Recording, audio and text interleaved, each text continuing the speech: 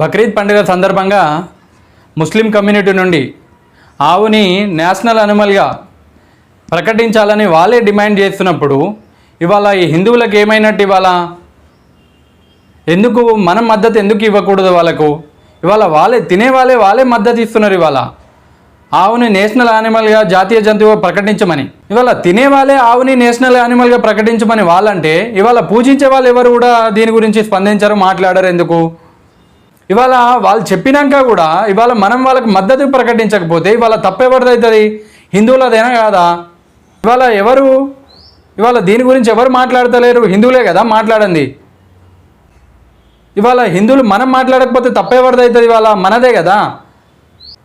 ఇవాళ మన voice raise చేసి వాళ్ళ వాయిస్ రేజ్ చేసి ఇక చివరికి ప్రభుత్వం దాన్ని నేషనల్ యానిమల్గా ప్రకటించకపోతే ఎవరిని తప్పు పట్టాల్సి వస్తుంది? ప్రభుత్వానికే కదా. ఇవాళ మనమే ఏం మాట్లాడినప్పుడు ఎవరిని తప్పు పట్టాల్సి వస్తుంది? మనల్ని తప్పు పట్టాల్సి వస్తుంది. ముస్లిం వాళ్ళు తీసుకున్నది మంచి నిర్ణయమే కదా, ఆవుని నేషనల్ యానిమల్గా ప్రకటించమని. హిందువులు అయినటువంటి ప్రతి ఒక్కరు కూడా మీ అభిప్రాయాన్ని తెలియజేయండి. ఆవుని నేషనల్ యానిమల్గా ప్రకటించుకుందామా వద్దా అనేది ఈ ఒక్క పనైనా చేద్దాం మనం. జై హింద్.